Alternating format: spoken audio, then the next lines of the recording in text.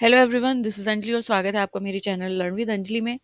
इस वीडियो में हम डिस्कस करने वाले हैं about those things which are beyond the scope of LCA, मतलब जो लाइफ साइकिल असेसमेंट में इंक्लूड नहीं होती हैं। कोई भी प्रोडक्ट की वो चीज़ें जो कि लाइफ साइकिल असेसमेंट में इंक्लूड नहीं है। सो उन चीज़ों के बारे में हम डिस्कस करेंगे कौन कौन सी चीज़ें हैं जो एलसीए में इंक्लूड नहीं होती हैं। ओके।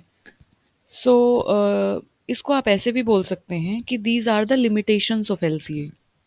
सो क्या चीज़ें क्या लिमिटेशंस है एलसीए की, क्या चीज़ें लाइफ साइकिल असेसमेंट छोड़ देता है, या क्या चीज़ें हैं जो एलसीए कवर नहीं करता है, तो उन चीज़ों के बारे में हम बात करने वाले हैं।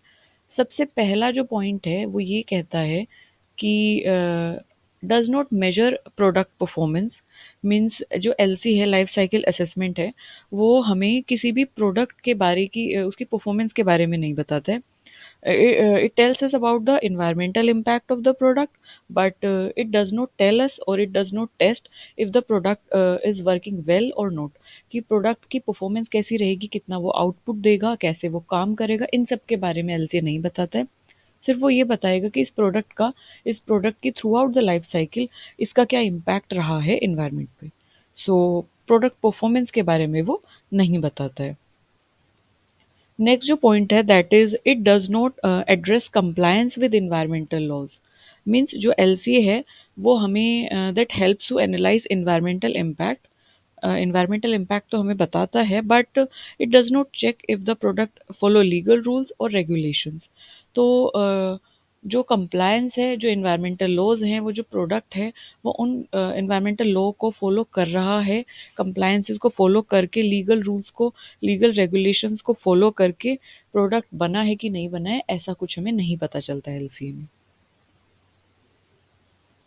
Next is does not include brick and mortar of capital equipment.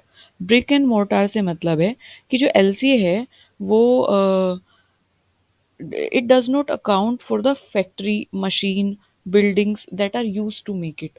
so basically जो लाइफ साइकिल असेसमेंट है वो, जब हम प्रोडक्ट की लाइफ साइकिल के बारे में पढ़ते हैं, जब 5 स्टेजेस के बारे में पढ़ते हैं, सो हमें ये तो पता चलता है कि कौन कौन सा उसमें मटेरियल यूज़ हुआ है, एनर्जी कितनी यूज़ हुई है, वो सब चीज़ें हमें पता चलती हैं किसी भी प्रोडक्ट की लाइफ साइकिल को देख के एलसीए में। But it does not account for the कि फैक्ट्री कौन सी थी, फैक्ट्री में क्या क्या चीज़ें यूज़ हुई हैं, क्या मशीनरीज यूज़ हुई हैं, वो बिल्डिंग में क्या चीज़ें यूज़ हुई हैं। मतलब हमें सिर्फ प्रोडक्ट के बारे में पता चलता है, प्रोडक्ट की लाइफ के बारे में पता चलता है, बस उस प्रोडक्ट वो कहाँ पे बन रहा है, किस मशीनरी के थ्रू वो बन रहा है, किस बिल्डिंग में बन रहा है, और उस बिल्डिंग का क्या इम्पैक्ट है इन्वायरमेंट पे, उस बिल्डिंग में कितना इन्वेस्टमेंट हुआ है, उस बिल्डिंग में कितना एनर्जी कंजप्शन हुआ है, वाटर कंजप्शन हुआ है, या मशीनरीज में कितनी एनर्जी लगी है, वो सब चीज़ें हमें एलसीए नहीं बताता है। तो brick and mortar of the capital investment, मतलब कि जितना भी कैपिटल इक्विपमेंट लगे हैं प्रोडक्ट को बनाने में, उन सब के बारे में हमें कोई इन्फॉर्मेशन नहीं मिलती है through this LCA। Next point is it does not include analysis on support personal needs। मतलब कि जो LCA है that only looks at material and process, material और प्रोसेस पे एक तरीके से ध्यान देता है, उस पर फोकस करता है, but note the human resources, जैसे कि वर्कर्स हैं, स्टाफ है, जो कि उस मटेरियल से प्रोडक्ट को बनाने के लिए जो स्टाफ काम करता है या जो वर्कर्स काम करते हैं, तो ये उन ह्यूमन रिसोर्सेज को इंक्लूड नहीं करता है। So it does not include analysis on the support personal needs. तो जो पर्सनल्स यूज़ हुए हैं, जो लेबर यूज़ हुई है, जो मैन पावर यूज़ हुई है, उनका कोई जिक्र नहीं होता है लाइफ साइकिल असेसमेंट के अंदर। It does not normally measure building space conditioning, means it does not consider thing like heating, cooling, ventilation building का, और जहाँ पे प्रोडक्ट बन रहा है तो उस प्रोडक्ट का इन्वायरमेंट कैसा है। मतलब इन्वायरमेंट मतलब जिस जगह पे वो प्रोडक्ट बन रहा है, तो वहाँ का हीटिंग, मॉइस्चर, वहाँ की ह्यूमिडिटी, कूलिंग कैसा है, वेंटिलेशन वहाँ का कैसा है, उन सब चीज़ों के बारे में एलसीए का कोई लेना देना नहीं है। तो बेसिकली स्पेस कंडीशनिंग, स्पेस की, उस जगह की कंडीशनिंग, उसका इन्वायरमेंट कैसा है, उन सब के बारे में भी ये डिस्कस नहीं करता है। It does not include minor inputs. So बहुत छोटे नेग्लिजिबल मटेरियल अगर यूज़ हुआ है प्रोडक्शन प्रोसेस में, कोई भी ऐसा मटेरियल यूज़ हुआ है जो बहुत कम अमाउंट में यूज़ हुआ है, बहुत स्मॉल उसका रोल है, so it does not include that in production process, जो प्रोडक्शन प्रोसेस में यूज़ हुआ है। एंड तो वो सब चीज़ें एलसीए में काउंट नहीं होती हैं। And next is, it does not provide information about employee direct impact. So LCA does not study about how making the product affect worker health and safety. तो occupational hazard के बारे में, occupational health and safety के बारे में, मतलब जब कोई वर्कर प्रोडक्ट को मैन्युफैक्चर कर रहे हैं, मशीनरी के साथ काम कर रहे हैं, तो वो वहाँ पे जो ऑक्यूपेशनल हैज़ार्ड, पॉसिबल हैज़ार्ड जो हो सकते हैं वर्क प्लेस में, उनके बारे में एलसीए कोई डिस्कस नहीं करता है, और एलसीए में उसका कोई जिक्र या उससे रिलेटेड एलसीए में कोई बात नहीं होती है। So about the worker safety, about the personal protective equipments, about the health and safety, about the occupational hazard. So it does not provide information about those things, about the direct impact on employees. So उन सब चीज़ों के बारे में LCA discuss नहीं करता है। Also it is not a risk assessment analysis. So जो एलसीए है ये हमें इन्वायरमेंटल फुटप्रिंट के बारे में तो बताता है कि कितना CO2 एमिशन, कितना इन्वायरमेंटल इम्पैक्ट, क्या सब हो रहा है। सो बेसिकली इन्वायरमेंट फुटप्रिंट के बारे में तो ये हमें आइडिया दे देता है, but it does not assess risk like chemical hazard, accidents. So जो रिस्क असेसमेंट एनालिसिस है, अदर जो फैक्टर्स हैं रिस्क के, उनके बारे में डिस्कस नहीं करता है, जैसे कि केमिकल से क्या हैज़ार्ड होगा, या कौन कौन से क्या पॉसिबिलिटीज़ है एक्सीडेंट्स होने की, फायर एक्सीडेंट होने की जैसे क्या पॉसिबिलिटी है, केमिकल एक्सीडेंट या फिर गैशियस एक्सीडेंट क्या पॉसिबिलिटी है, बायोलॉजिकल एक्सीडेंट होने का। सो इन सब डिज़ास्टर चीज़ों की या फिर रिस्क असेसमेंट का एनालिसिस एलसी के अंदर नहीं होता है। So that is the thing. Next is, it does not define a specific course of action to take. मतलब जो एलसीए है, it does not tell companies what exact step to take to reduce the environmental harm. So basically जो life cycle assessment है, वो ऐसा कोई management system एक तरीके से ऐसा हमें रूल रेगुलेशन कुछ ऐसे प्रोवाइड नहीं करता है, ऐसे एग्जैक्ट स्टेप नहीं इसमें कोई भी इंक्लूड होता है जिससे हमें ये पता चले कि how to reduce that environmental harm.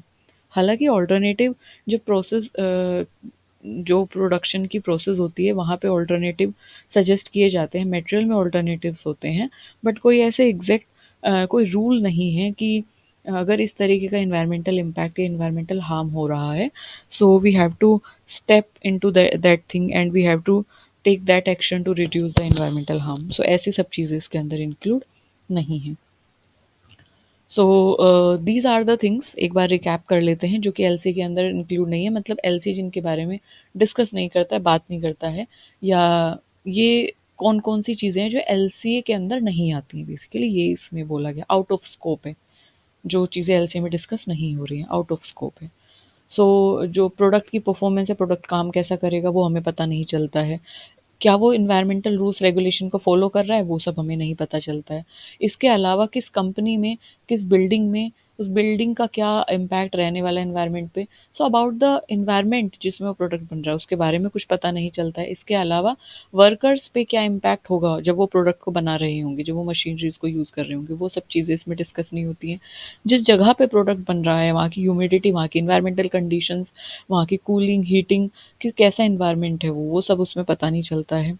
अगर कोई भी छोटा प्रोडक्ट, कोई भी अ, छोटी प्रोसेस या कोई भी मटेरियल यूज़ हुआ है ड्यूरिंग दैट प्रोडक्शन प्रोसेस, तो उसके बारे में ज़्यादा बात नहीं होती है एलसीए में, मतलब उसका लाइफ साइकिल असेसमेंट नहीं होगा अगर कोई माइनर इनपुट उसमें दिया गया है तो।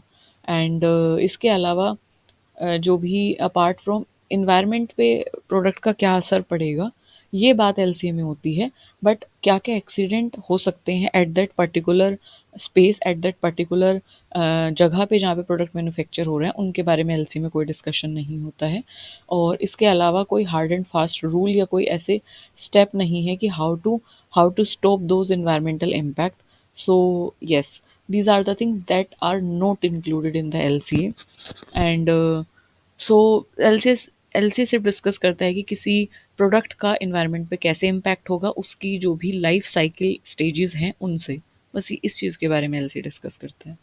Okay, so this is it in this video जिसमें हमने डिस्कस किया कि things that are beyond the scope of LCA. If you have any query, feel free to drop me in the comment section, I will be more than happy to cater your query. तब तक के लिए stay tuned with me for more such videos on life cycle assessment. And इसके बाद हम type of LCA पढ़ेंगे, that is consequential and attributional LCA. So stay tuned with me for that. तब तक के लिए keep learning, keep growing, stay curious, and if you have any query, drop that in comment section. And remember, learning should never be stopped because it is the only thing that keep you growing, that keep you alive. And again, thank you for listening me so patiently. Bye bye.